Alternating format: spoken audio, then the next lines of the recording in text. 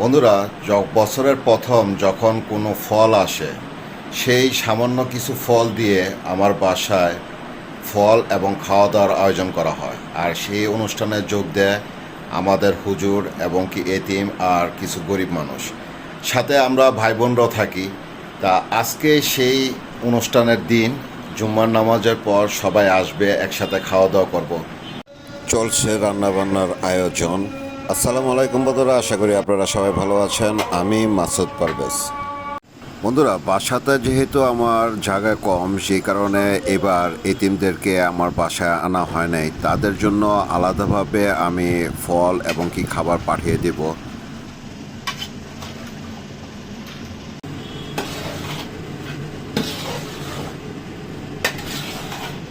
আজকে যেহেতু শুক্রবার, সময়ও কম হাতে, যার কারণে তাড়াহুড়া করতেছি আমরা একটু।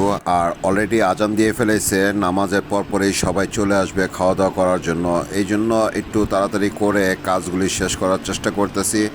আর আমিও নামাজে যাওয়ার জন্য প্রস্তুতি নিতেছি।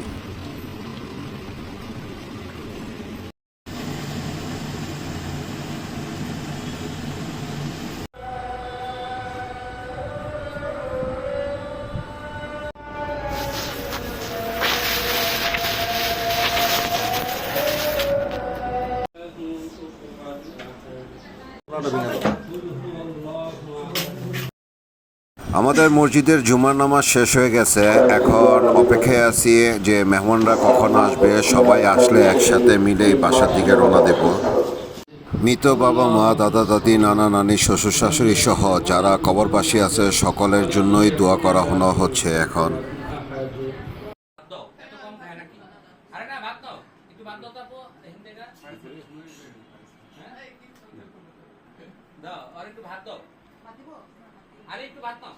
পলে, হ্যাঁ পলে, পলে।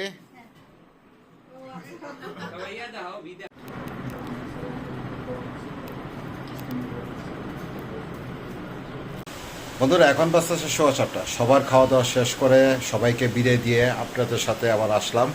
কারণ আজকে খুব ব্যস্ত থাকার কারণে খুব একটা কথা বলতে পারি নাই। তাই এখন আপনাদের কাছ থেকে বিদায় নিয়ে নিয়েছি। দেখা হচ্ছে পরবর্তী আর একটা ভিডিওতে।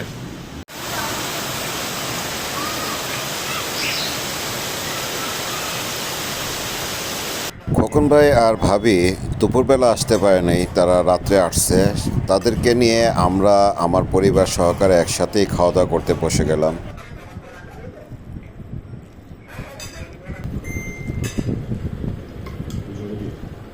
কি